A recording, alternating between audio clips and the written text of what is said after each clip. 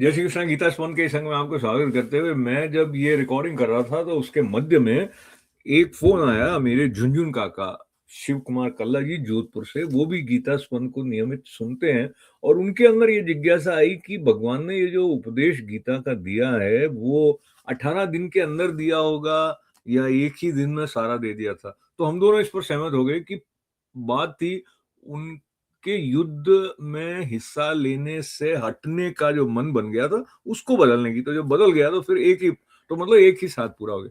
पर ये जो बात है ना, जो भगवत चर्चा की और भगवान के बारे में, उनकी लीला के बारे में चिंतन करने की, इसका क्या लाभ है? तो तुलसीदास जी की तरफ चलते हैं। वो कहते हैं, सन्मुख होई जीव मोई जबहि, जन्म कोटि अघ नासहि तबहि। कि मतलब भगवान की तरफ जब हम उन्मुख हो जाते हैं तो फिर जो करोड़ों पाप हैं वो नष्ट हो जाते हैं। अब इस बात को श्रीमद् भगवद गीता में भगवान कैसे कह रहे हैं, तीसरे श्लोक में 10वें अध्याय के देखिए।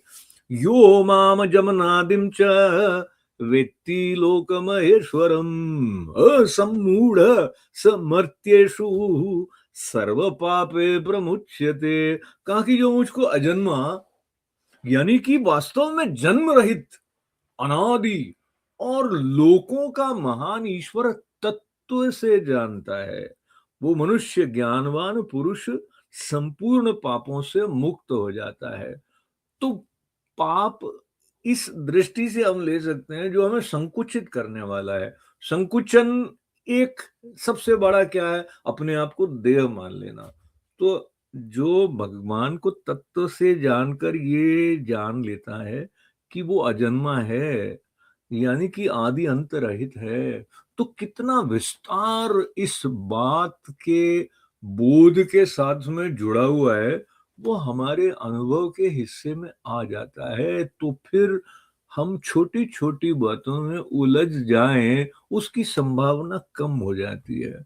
जो छोटी छोटी बातों में उलझ जाने से हमारी वृत्तियों का विन्यास इस प्रकार का होता है जो कि किसी कुंठा के रूप में, किसी चिंता के रूप में हमें घेर लेता है, या किसी कामना की गिरफ्त में हम आ जाते हैं।